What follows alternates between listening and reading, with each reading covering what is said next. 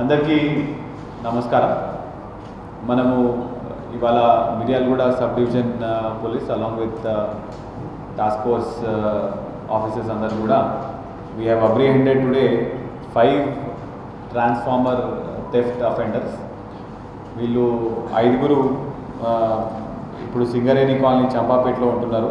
వీళ్ళ పేర్లు మెగావత్ రంగా నాయక్, జటావత్ ఇమామ్ నాయక్, జటావత్ మౌలానా నాయక్, షేక్ జటావత్ వలీ నాయక్, కితావత్ సునీల్.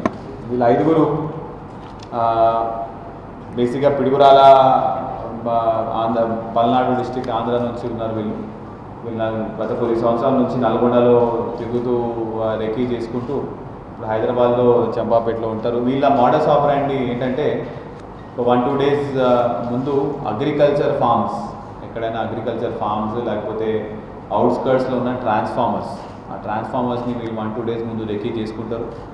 రాత్రిపూట 10:30-11 ఆ ప్రాంతంలో ఒక కార్లో వచ్చిన తర్వాత ఆ ట్రాన్స్ఫార్మర్కి వెళ్ళే కరెంట్ని స్విచ్ ఆఫ్ చేసిన తర్వాత ఆ ట్రాన్స్ఫార్మర్ తీసుకొని స్పానర్స్తో పలగొట్టిన తర్వాత దాంట్లో ఉన్న కాపర్ వైర్ రఫ్లీ ఒక 25-30 kgs ఉంటుంది ఈచ్ ట్రాన్స్ఫార్మర్లో. ఆ 30 kgs కాపర్ వైర్ని తీసుకొని వీళ్ళు పాల్పడం జరుగుతుంది.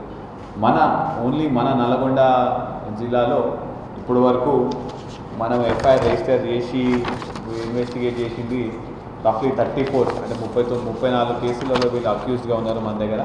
అయితే వీళ్ళ గురించి గత కొన్ని రోజుల నుంచి కూడా స్పెషల్ టీమ్స్ ఫామ్ చేసి మనం వెతకడం జరుగుతున్నది.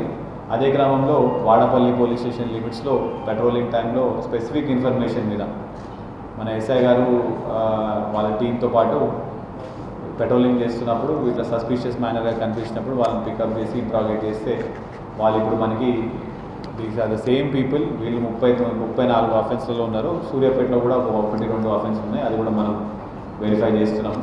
అయితే వీళ్ళు ఈ కాపర్ వైర్ అంతా కూడా థెఫ్ట్ చేసి ఇద్దరు అక్యూజ్డ్ సుజాత ఇంకా నరేష్, వీళ్ళిద్దరికి అమ్మడం జరుగుతుంది. వీళ్ళు తీసుకొని మళ్ళీ దాన్ని స్క్రాప్ మార్కెట్లో అమ్ముతారు.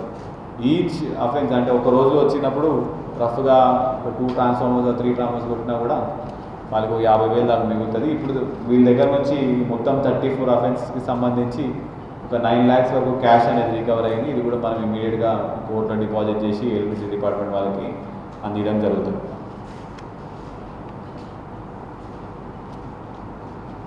అయితే మోస్ట్లీ ఈ ట్రాన్స్ఫార్మర్స్ కూడా ఒక అగ్రికల్చర్ ఫీల్డ్స్లలో రైతుల దగ్గర నుంచి వాళ్ళ దగ్గర నుంచి దొంగతనం చేయడం జరిగింది. కొంతమంది ప్రైవేట్గా కూడా పెట్టుకున్నారు, కొంతమంది ఎలక్ట్రిసిటీ డిపార్ట్మెంట్ సంబంధించి కూడా ఉన్నది.